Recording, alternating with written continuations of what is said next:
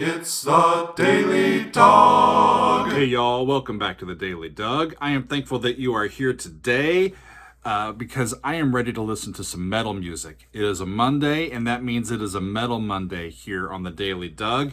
And I am really excited today because I don't think that over 1,000 people in a YouTube comment can be wrong. Do you? Seems logical to me.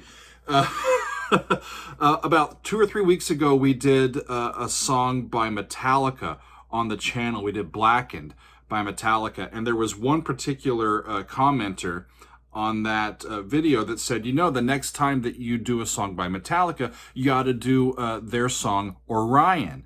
And the last time I checked, there was like 1,400 people that liked that comment and wrote some on it, and that is something that I cannot ignore. So that is a song that we are going to be doing today. Metallica is coming back to Metal Monday, and the song is Orion.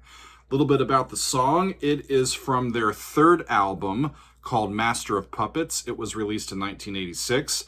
This was the band's last album that they would make with bass player Cliff Burton, who ended up dying tragically of a bus accident not too long after they finished recording this. And as I'm looking into information about this song, about Orion, Cliff Burton is credited as the lead writer for this song. So it'll be interesting for me to look into a classic Metallica tune that showcases Cliff's playing and his leadership in the band. Joining Cliff on the recording, James Hetfield on guitar, Kirk Hammett on lead guitar, and Lars Ulrich on the drums. So I want to see what all the hubbub about Orion is about. So let's dive right in. This is the original studio recording, and let's hit it. Here we go.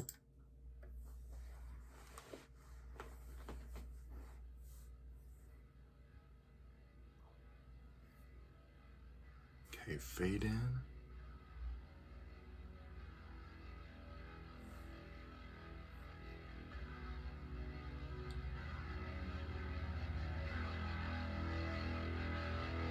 That sounds like an E, B, F sharp, E, all bass. Cool, getting louder. A fade in for the drums. That's interesting. Here come the drums up in the mix.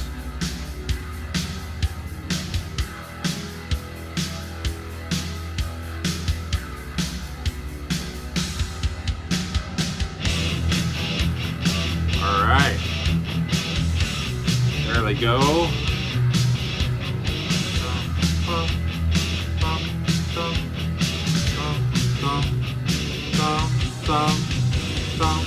That's an E, down to D, D sharp, E. Pretty sure that that's a D chord or B minor, and then turns to B major to go back to the E chord.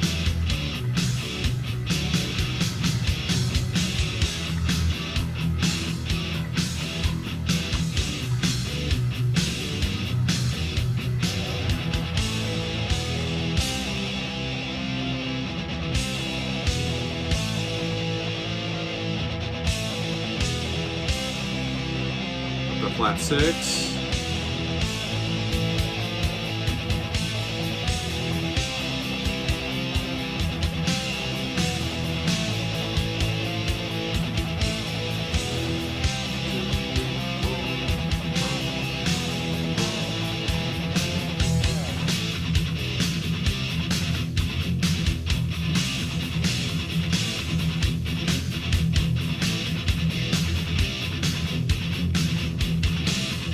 Just a power straight ahead E minor there.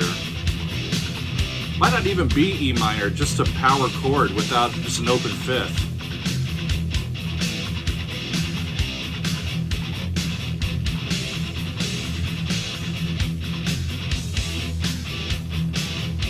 Just a straight ahead groove. I'm waiting to see. There's that progression again. Kind of waiting to see what specialness happens. They've kind of set the palette for us, right? Solo.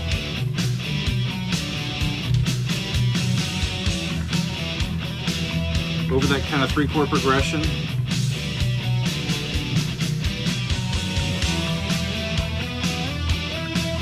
Feels like a different player coming in over the top.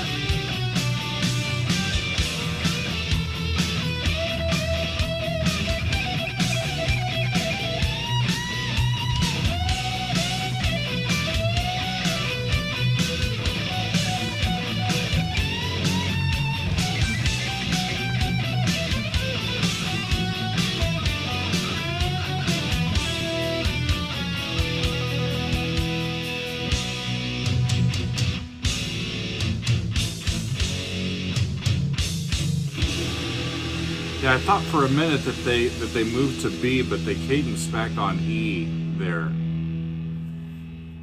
So where are they going to go next?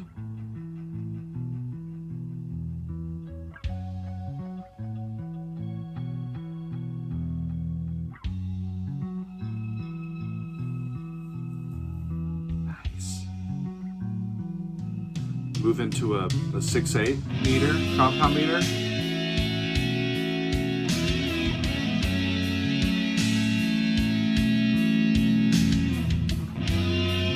I like that. I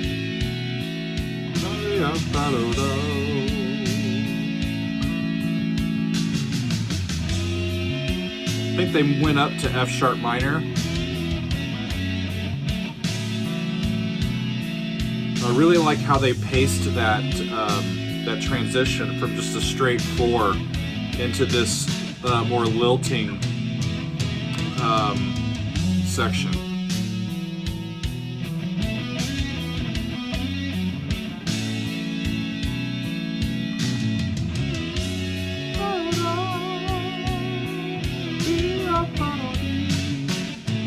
Cool.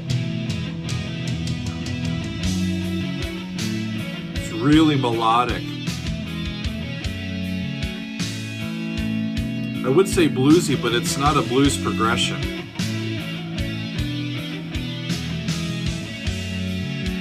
Not quite as thrashy, really melodic and melancholic, you know?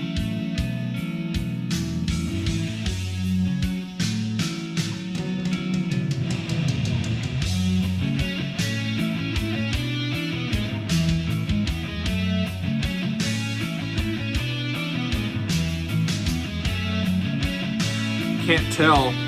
I'm not familiar enough with the stylistic traits of each of the guitarists. It's hard to tell who's being the lead at any given time. Y'all can fill me in on who takes what solo. But Cliff is all over the place there. Really cool stuff. Just up and down the fretboard.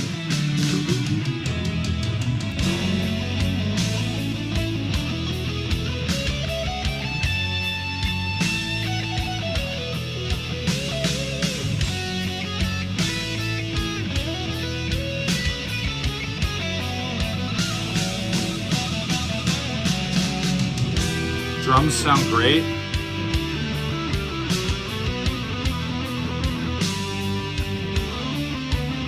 I had problems with the overall sound of Blackened, but I think the drums sound a lot more big and alive, especially the snare in this recording. And of course you can hear the bass.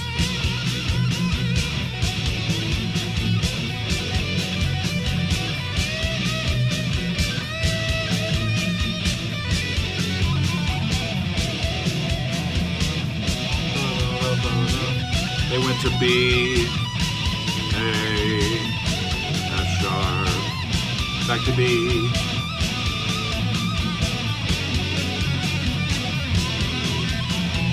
Ooh. That's that, back to that original rhythmic riff that they introduced, and they landed on E, back where they started.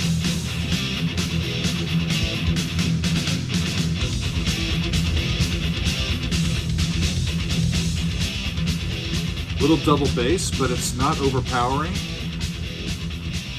Is it getting softer?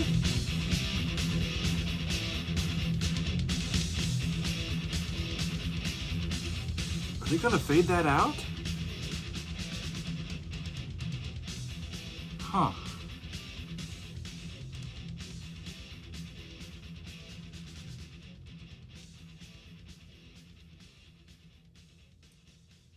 Well, I don't know if I should say or describe music on Metal Monday as lovely, but I'm gonna say that. That was lovely. Um I was not expecting the real neat melodic lines that the bass was playing in through that, and through that middle section, that 6/8 section. That was really very interesting. Question for y'all metalheads out there: do you like the fade in and the fade out? Is that something that you just have gotten used to? Whenever I hear fade outs on pieces, it strikes me as something that they may have just not figured out yet how to end the piece. Because when they go to play it live, it has to end at some point, right? Do they just sort of fade it out live? Some bands do that, and that's quite a feat to be able to pull off on stage. But just in a studio recording, just gradually turning the sound down, and then the song just kind of fades into the ether, is one way to do it. I always prefer, let me put it that way, like true like culminations of pieces, because quite frankly, figuring out how to end a piece is as difficult as any part of writing one. Right? It's not too hard to generate ideas, but how to then put them all together and then figure out, okay, how are we going to tie a bow on this thing and finish it and move on to the next song? How composers and how bands do that is of interest to me. So when I hear fade outs, I don't get a chance to learn that about them. But really cool song. I am glad to have heard it. That was Orion by Metallica, and sounded great. Really did. A lot better than Blackened it sounded, for sure. The production quality of it, and it's too bad that Cliff died so young.